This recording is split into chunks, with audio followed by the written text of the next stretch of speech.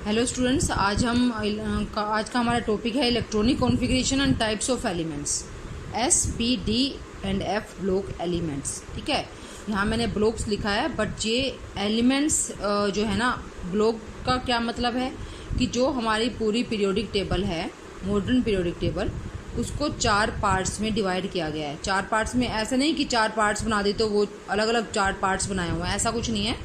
उसके कोई 4 पार्ट्स में डिवाइड उसको अलग से नहीं किया गया, लेकिन हम ऐसा कर सकते हैं कि उसमें एक पार्ट ऐसा हम ले लें जिसको कि हम एस ब्लॉक बोलें, एक पार्ट को हम पी ब्लॉक, एक को डी और एक को एफ ब्लॉक बोलते हैं। और उन ब्लॉक्स में जो एलिमेंट्स आते हैं उनको S P D and F block elements बोलते हैं। तो हमने उनको ये नाम क्यों दिया, S P D and F block नाम क्यों दिया? क्योंकि उनमें जो एलिमेंट्स हैं, ठीक है, उनका लास्ट इलेक्ट्रॉन, उनमें एटम का लास्ट इलेक्ट्रॉन कौन से ऑर्बिटल में जा रहा है या कौन सी सबशेल में जा रहा है, उसके बेस पर उनको S block, P block, D या एफ ब्लॉक एलिमेंट्स कहा गया है। ठीक है, अगर लास्ट इलेक्ट्रॉन, जैसे फॉर एग्जांपल मैं सोडियम की बात करती हूँ, सोडियम की अगर हम इलेक्ट्रॉनिक कॉन्फ़िगरेशन लिखें 1s2, 2s2, 2p6 and 3s1, ठीक है, तो इसका लास्ट इलेक्ट्रॉन किस में जा रहा है? लास्ट इलेक्ट्रॉन तो यही है, 11th इलेक्ट्रॉन। तो 10 इलेक्ट्रॉन्स तो ये हो गई, 11th इलेक्ट्रॉन किस में जा रहा है? 3s में। मेनली हमें क्या चाहिए यहाँ पर? सबशेल या ऑर्बिटल कौन सी में जा रहा है? s में। तो इसलिए जो सोडियम है that is S block element. ठीक है, तो ये 4 ब्लॉक में एलिमेंट्स को डिवाइड किया गया, इसलिए उसी के अकॉर्डिंग उनके नाम है S block elements, P block elements, D and F block elements. And block means खंड। ठीक है, खंड मीन्स टुकड़ा होता है, आपको पता ही है। लेकिन 2 एलिमेंट्स हैं, हाइड्रोजन और हीलियम। ये यहाँ एक्सेप्शन है, ये यहाँ अपवाद हैं कि जैसे हम कह रहे हैं ना कि लास्ट इलेक्ट्रॉन कौन से ऑर्बिटल में या कौन सी सबशेल में जा रहा है, उसके अकॉर्डिंग हमने उस एलिमेंट को एस, पी या डी या एफ ब्लॉक के साथ, ब्लॉक के एलिमेंट्स के साथ रखा हुआ है। लेकिन इनके केस में थोड़ी सी अलग है, थोड़ा सा अलग है, तो वो मैं आपको बाद में बताऊँगी। तो सबसे पहले हम पढ़ते हैं एस ब्लॉक एलिमेंट्स के बारे में। The elements of group 1 and group 2 are called S block elements. ठीक है, तो ग्रुप 1 और ग्रुप 2 हमने पढ़ा कि जो मॉडर्न पीरियोडिक टेबल है उसमें टोटल 18 ग्रुप है। ठीक है, तो उसमें जो पहला और दूसरा ग्रुप है उसके एलिमेंट्स को एस ब्लॉक एलिमेंट्स कहते हैं, क्योंकि इन दोनों ग्रुप के एलिमेंट्स में जो लास्ट इलेक्ट्रॉन है वो एस ऑर्बिटल या एस सबशेल में एंटर करता है, आउटर मोस्ट शेल की एस सबशेल में वो एंटर करता है, इसलिए उसको एस ब्लॉक एलिमेंट कहा गया है, पहले और दूसरे ग्रुप के एलिमेंट्स। यहाँ आप देखो, ये फर्स्ट और सेकंड ग्रुप है। ठीक है, ये इनके एलिमेंट्स हैं। फर्स्ट ग्रुप के एलिमेंट्स लिथियम, आप सोचोगे कि यहाँ पर वैसे हाइड्रोजन भी होता है, जो हमारी नॉर्मल पीरियोडिक टेबल है उसमें ऊपर हाइड्रोजन भी होता है, लेकिन यहाँ पर हाइड्रोजन नहीं दिखाया है। क्यों नहीं दिखाया? क्योंकि मैं आपको ये पहले ही बता चुकी हूँ कि जो हाइड्रोजन है वो एक एक्सेप्शन है। ठीक है, जो हम जिस रूल के अकॉर्डिंग एलिमेंट्स को एस, पी, डी और एफ ब्लॉक में बांट रहे हैं वो उस रूल को फॉलो नहीं करता है, वो वैसे ही रखा गया है।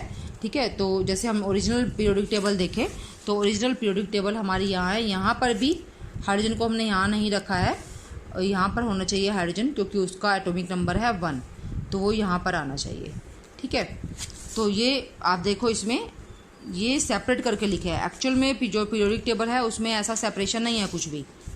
एक्चुअल पीरियोडिक टेबल में ऐसा कुछ सेपरेशन नहीं है। देखो, एक्चुअल पीरियोडिक टेबल में सभी साथ हैं, बीच में कोई गैप नहीं है, लेकिन ये सेपरेट करके इसलिए बताया हुआ है ताकि आपको क्लियरली समझ आ जाए कि एस, पी, डी और एफ ब्लॉक कौन कौन से हैं। तो पहले जो 2 ग्रुप हैं, फर्स्ट और सेकंड ग्रुप, फर्स्ट ग्रुप के एलिमेंट्स, सेकंड ग्रुप के elements, these all are known as S block elements. ठीक है, तो पहले हम दोनों के इनके बारे में देखते हैं कि क्यों, कैसे एस ब्लॉक एलिमेंट्स हैं। तो एग्जाम्पल हैं, फर्स्ट ग्रुप के एलिमेंट्स हैं hydrogen, lithium, sodium, potassium, rubidium, caesium and francium. जो फ्रांसियम है ना, ये रेडियो एक्टिव एलिमेंट है, इसलिए नॉर्मली जब हम बात करते हैं ना फर्स्ट ग्रुप के एलिमेंट्स की, तो हम फ्रांसियम के बारे में कम बात करते हैं, हम सीजियम तक की बात करते हैं। तो अब हम इनकी आउटर मोस्ट इलेक्ट्रॉनिक कॉन्फ़िगरेशन देखते हैं, क्योंकि हम कह रहे हैं कि लास्ट इलेक्ट्रॉन कौन सी सबशेल में जा रहा है या कौन से ऑर्बिटल में जा रहा है, तो उसके लिए लास्ट हमें आउटर मोस्ट इलेक्ट्रॉनिक कॉन्फ़िगरेशन से हमारा काम चल सकता है। तो अगर आपने लिखकर देखा है तो आपको पता चल जाएगा कि जो हाइड्रोजन, लिथियम, सोडियम और पोटेशियम, इनकी तो आपको पता चली जाएगी आउटर मोस्ट इलेक्ट्रॉनिक कॉन्फ़िगरेशन, ये मैं पहले भी करवा चुकी हूँ। तो यहाँ मैंने लिखी है outer most electronic configuration of these elements is hydrogen की 1s1, लिथियम की 2s1, इसकी सोडियम की 3s1, पोटेशियम की 4s1, रुबीडियम की 5s1 सीजियम एंड फ्रांसियम। ठीक है, तो ये रिस्पेक्टिवली ये हैं, और रिस्पेक्टिवली मीन्स कि पहला वाला पहले का है, सेकंड वाला सेकंड का है। ठीक है, तो आप इसमें देखो क्या सिमिलैरिटी है, इन सब में सिमिलैरिटी है, सभी में जो लास्ट इलेक्ट्रॉन है वो एस सबशेल में जा रहा है। ठीक है, इसलिए ये सभी एस ब्लॉक एलिमेंट कहे जाएंगे। ठीक है, तो अब अगर मुझे इनकी जनरल, अगर मुझे लिखना है कि एक जनरल कॉन्फ़िगरेशन लिखो कि भाई सभी एलिमेंट्स की उसमें कवर हो जाए, सबकी अलग अलग से ना बतानी पड़े कि 1s1 है, 2s1 है या क्या है, तो हम ये कहते हैं कि general configuration of S block first group elements is NS1। N क्या है यहाँ पर, एन है पीरियड का नंबर। ठीक है, what is N, N is number of period जिसमें वो एलिमेंट है।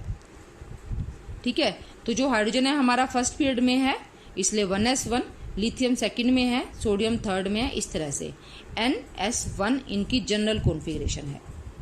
ठीक है, तो अब हम ग्रुप 2 के एलिमेंट्स को देखते हैं। Beryllium, magnesium, calcium, strontium, barium and radon. Radon भी रेडियोएक्टिव है, और इनकी हम आउटर मोस्ट इलेक्ट्रॉनिक कॉन्फ़िगरेशन लिखेंगे बिल्कुल इसी तरह से ही।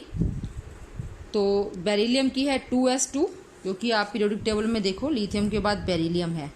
ठीक है, बेरिलियम की 2s2, फिर 3s2 मैग्नीशियम की, कैल्शियम की, स्ट्रोंशियम की, बैरियम की। ठीक है, और ये रेडोन की।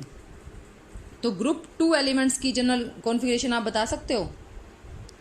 बेरिलियम कौन से ग्रुप में है, सेकंड में, तो इसकी 2s2, मैग्नीशियम थर्ड में इसलिए 3s2, तो इनकी जनरल कॉन्फ़िगरेशन हो गई NS2। ठीक है, तो एक्चुअली अगर हमें एस ब्लॉक एलिमेंट्स की देनी हो जनरल कॉन्फ़िगरेशन, तो एस ब्लॉक एलिमेंट्स की जनरल इलेक्ट्रॉनिक कॉन्फ़िगरेशन है NS122। अगर फर्स्ट ग्रुप के एलिमेंट्स की हम बात करें तो NS1, सेकंड ग्रुप के एलिमेंट्स की बात करें तो NS2। ठीक है, तो अब मैं यहाँ पर आपको हीलियम का बताऊंगी कि मैंने बोला था कि हीलियम एक्सेप्शन है। ठीक है, एक अपवाद है। हीलियम का एटॉमिक नंबर है 2 और इसकी इलेक्ट्रॉनिक कॉन्फ़िगरेशन है 1s2। ठीक है, यही होगी 2 एटॉमिक नंबर, यानी कि 2 इलेक्ट्रॉन्स हैं इसमें, और इलेक्ट्रॉनिक कॉन्फ़िगरेशन है 1s2। तो ये एस ब्लॉक एलिमेंट हुआ क्योंकि इसमें लास्ट इलेक्ट्रॉन कहाँ जा रहा है, एस ऑर्बिटल में जा रहा है। ठीक है, लेकिन इसको एस ब्लॉक एलिमेंट के साथ तो कहीं भी नहीं रखा। आप देखो कहीं भी नहीं है हीलियम, यहाँ पर हमें कहीं नहीं दिखाई दे रहा।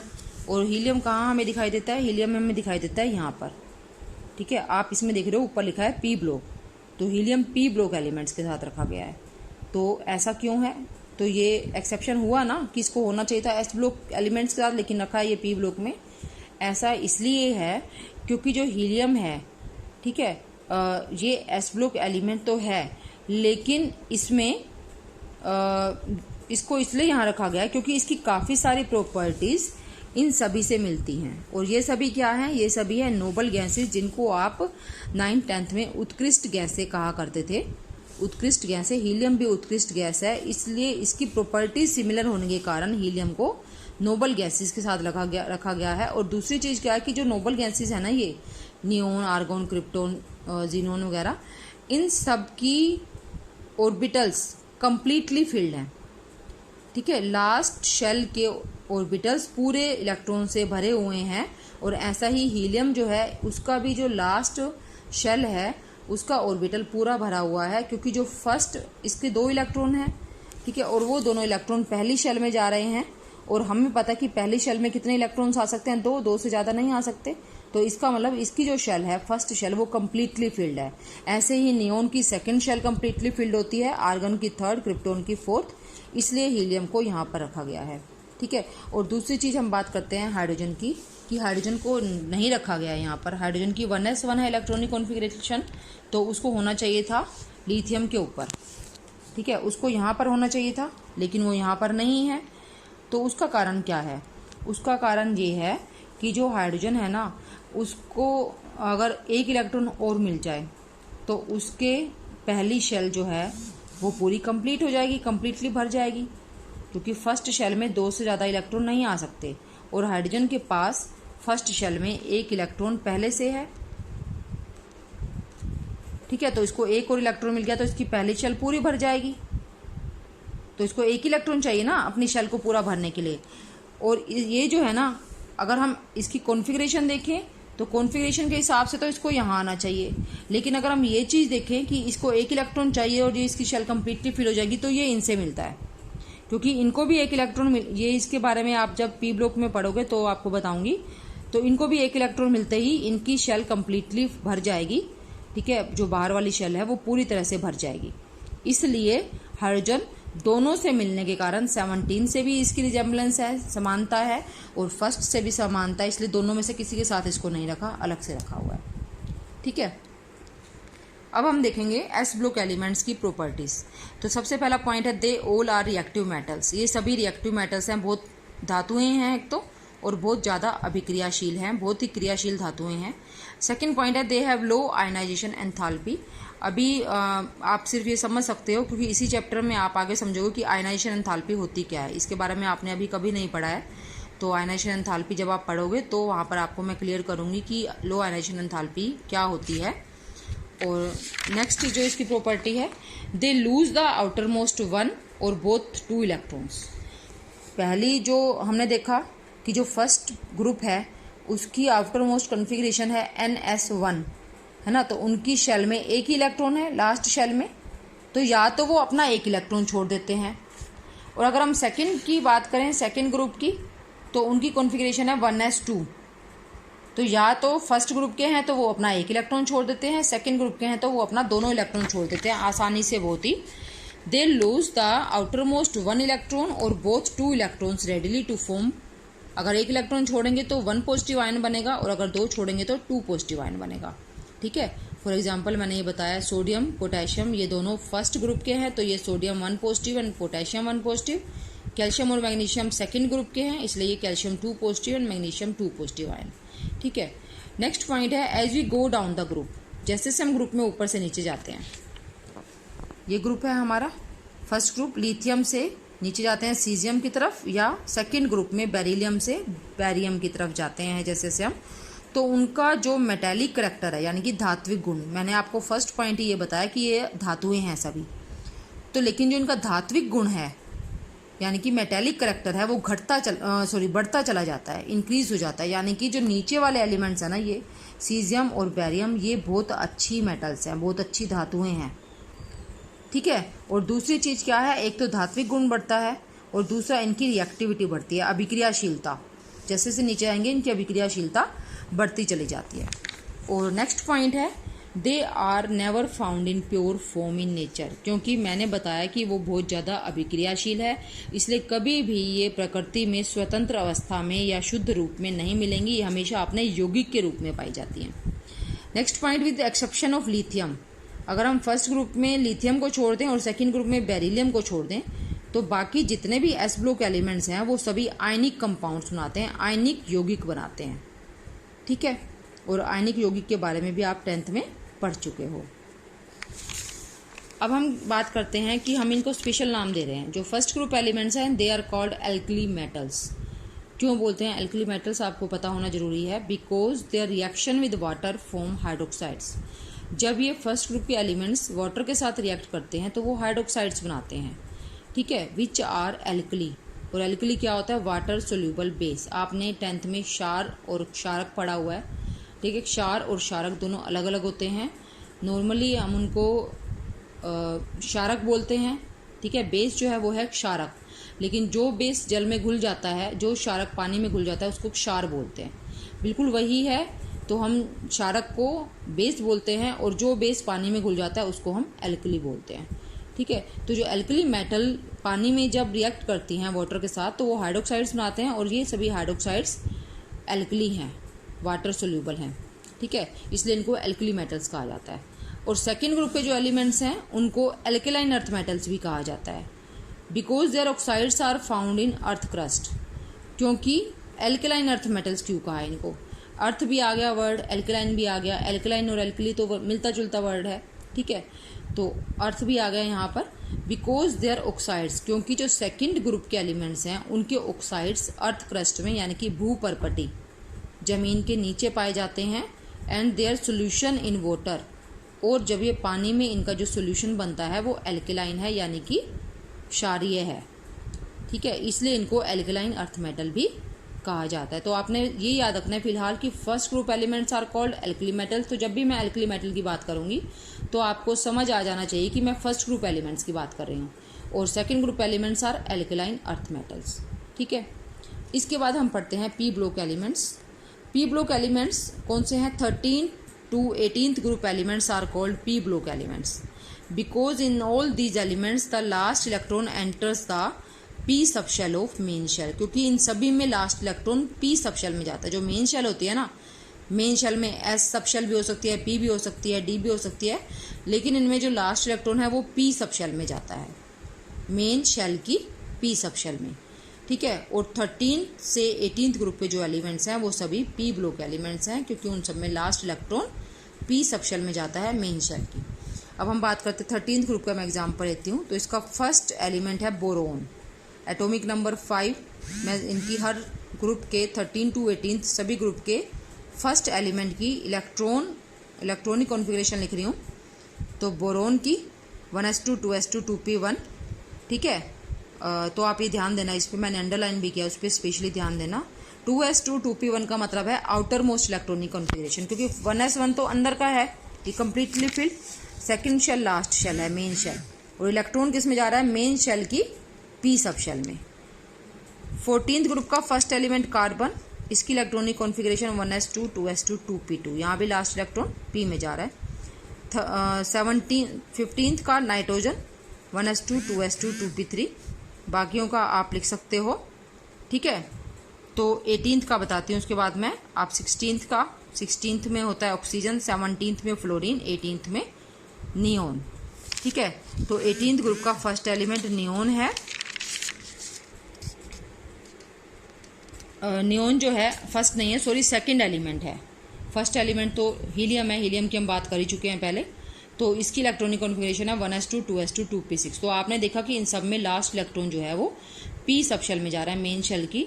अगर मुझे इन सब की जनरल इलेक्ट्रॉनिक कॉन्फ़िगरेशन लेनी हो, ठीक है, अब आप यहाँ से ये मैंने अब पहले एलिमेंट की बताई है ना हर ग्रुप की, आप आगे वाले ग्रुप्स की लिख सकते हो।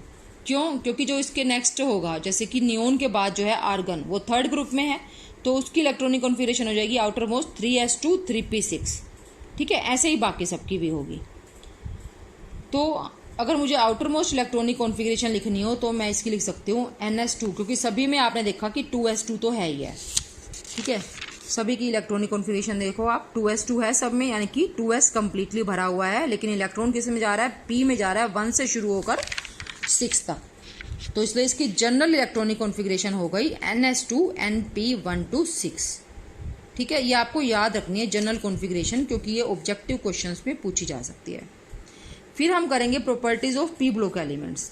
पी ब्लॉक के जो एलिमेंट्स हैं, पी ब्लॉक जो है उसमें मेटल्स भी होती हैं, मेटेलॉइड्स भी होते हैं, और नॉन मेटल्स भी होते हैं। मेटल्स मीन्स धातुएं, मेटेलॉइड्स उपधातुएं, और नॉन मेटल्स अधातुएं।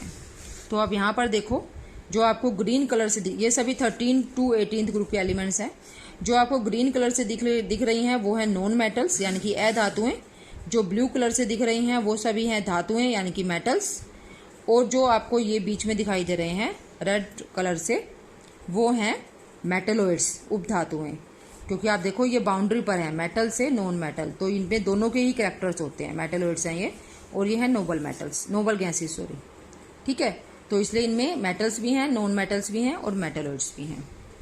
नेक्स्ट पॉइंट है दे रेडली गेन 1 or 2 इलेक्ट्रॉन्स।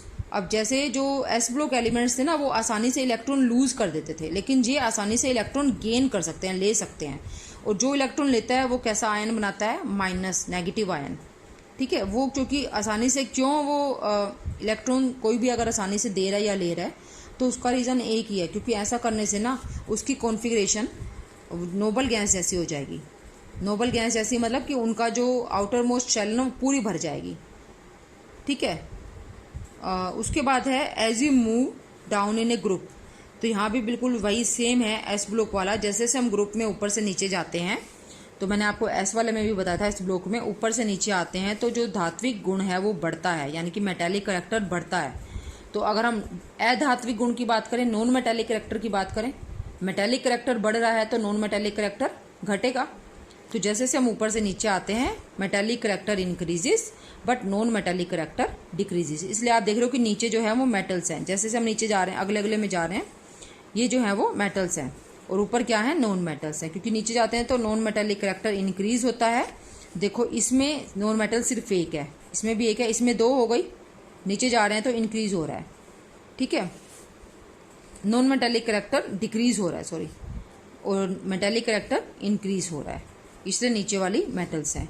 और अगर हम बात करें लेफ्ट टू राइट, दाएं से बाएं पीरियड में, तो मेटालिक करेक्टर जो है वो घटता है। ऊपर से नीचे आते हैं मेटालिक करेक्टर बढ़ता है, लेकिन दाएं से बाएं मेटालिक करेक्टर घटता है और नॉन मेटालिक करेक्टर जो है वो घटता है। नॉन मेटालिक करेक्टर बढ़ता है और मेटालिक करेक्टर घटता है, ठीक है। इसके बाद है all the orbitals of elements of 18th group. 18th group के जितने भी एलिमेंट्स हैं सबके सारे ही ऑर्बिटल्स पूरी तरह से भरे हुए हैं, इसलिए इन एलिमेंट्स को नोबल गैसेस कहते हैं। और नोबल गैसेस क्यों कहते हैं, क्योंकि वो बहुत कम रिएक्टिव हैं। पहले तो इनके बिल्कुल कंपाउंड बनाने पॉसिबल ही नहीं थे, लेकिन अब फिर भी काफ़ी एक्सट्रीम कंडीशंस देकर इनके कंपाउंड्स बना लिए गए हैं, ठीक है। कुछ कंपाउंड्स इनके अवेलेबल हैं, जैसे क्रिप्टोन के हैं, तो ये इसलिए नोबल गैसेस इसलिए बोलते हैं क्योंकि ये बहुत कम रिएक्टिव हैं। तो मैं आपको थोड़ा सा ये बताती हूँ कि जैसे हमने बोला ना कि फर्स्ट ग्रुप के जो एलिमेंट्स हैं उनको एल्कली मेटल्स बोलते हैं, सेकंड वालों को हम एल्कलाइन अर्थ मेटल्स बोलते हैं। ऐसे ही पी ब्लॉक एलिमेंट्स के भी 3 ग्रुप्स के स्पेशल नाम है। 16th ग्रुप के एलिमेंट्स को चैल्कोजेंस बोलते हैं।